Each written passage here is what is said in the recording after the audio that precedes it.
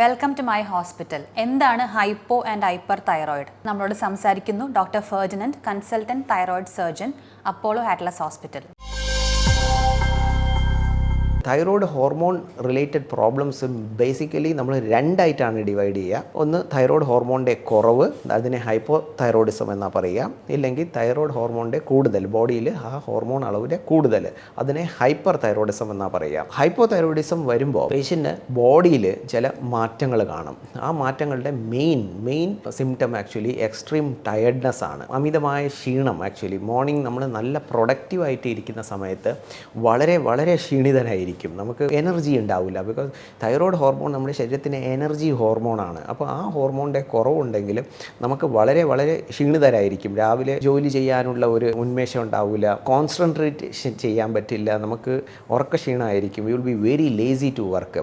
അതിൻ്റെ കൂടെ കാലക്രമേണ ഇതിങ്ങനെ പ്രോഗ്രസ് ചെയ്തുകൊണ്ടിരിക്കുമ്പോൾ ബോഡി വെയിറ്റ് കൂടുകയാണ് ചെയ്യുക. ബോഡി വെയിറ്റ് കൂടും, കാലിൽ നീര് വയ്ക്കും, സ്കിൻ ഡ്രൈ ആവും, ഹെയർ ലോസ്, അമിതമായ ഹെയർ ലോസ് വരും, ലേഡീസിൽ മെൻസ്ട്രുവൽ ഡിസ്റ്റർബൻസസ് വരും, അതിനുശേഷം കോൺസ്റ്റിപ്പേഷൻ വരും. ഇത് ഇങ്ങനെ തന്നെ തുടരുകയാണെങ്കിൽ ദാറ്റ് എക്സ്ട്രീം ഓഫ് സ്റ്റേറ്റിൽ തൈറോയ്ഡ് കോമയിലേക്കൊക്കെ പോവാം.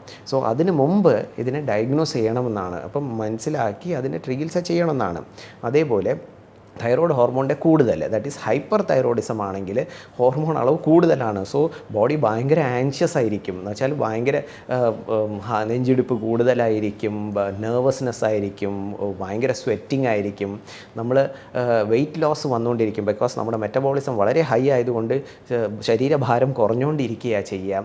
അതിൻ്റെ കൂടെ നമുക്ക് ഭയങ്കര എന്താ പറയുക, എക്സൈറ്റബിലിറ്റി ആയിരിക്കും, സ്വെറ്റിംഗ്, പാംസും കയ്യിലും ഒക്കെ സ്വെറ്റിംഗ് ആയിരിക്കും. സോ എക്സ്ട്രീം കേസസിൽ, തൈറോയ്ഡ് ഹോർമോണിൻ്റെ എക്സ്ട്രീം കേസസിലും അതും ഹാർട്ടിനെയൊക്കെ ബാധിച്ച് ഹാർട്ട് ഫെയിലിയർ അങ്ങനത്തെ ഇഷ്യൂസിലേക്ക് പോകാം. സോ തൈറോയ്ഡ് ഹോർമോണിൻ്റെ കുറവും ബോഡിക്ക് ഇഷ്യൂ ആണ്, തൈറോയ്ഡ് ഹോർമോണിൻ്റെ കൂടുതലും ബോഡിക്ക് ഇഷ്യൂ തന്നെയാണ്. സോ ഹോർമോൺ അളവ്, തൈറോയ്ഡ് ഹോർമോൺ ലെവൽ ബോഡിയിൽ നോർമലായിട്ട് മെയിൻറ്റെയിൻ ചെയ്യുന്നത് വളരെ ഇമ്പോർട്ടൻ്റ് ആയിട്ടുള്ള ഒരു കാര്യമാണ്. സോ ഇതിനെ കറക്റ്റായിട്ട് രോഗനിർണയം നടത്തണം. സോ വളരെ ഈസി ആയിട്ടുള്ള ഒരു ടെസ്റ്റാണ്, വളരെ ഈസി ആയിട്ടുള്ള thyroid hormone, thyroid function test എന്നൊരു ടെസ്റ്റ് ബോഡിയിൽ ബ്ലഡിൽ ചെയ്താൽ ഇത് ഈസി ആയിട്ട് നമുക്ക് മനസ്സിലാവുന്നതാണ്. ഇപ്പോഴത്തെ thyroid function test are very sensitive.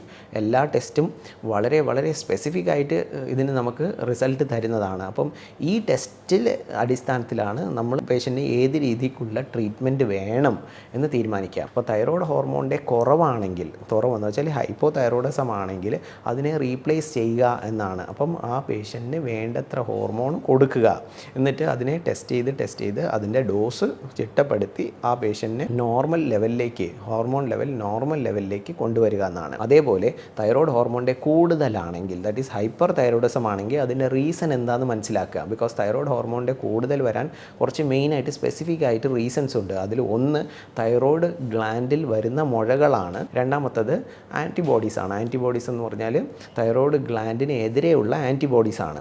ആ ആൻറ്റിബോഡീസ് അങ്ങനെ കൂടുതലാണോ ഇല്ലയോ എന്ന് മനസ്സിലാക്കി അതിൻ്റെതായ സ്പെസിഫിക് ആയിട്ട് ഹോർമോണിൻ്റെ അളവ് കുറയ്ക്കാനുള്ള ഗുളിക കൊടുക്കുക.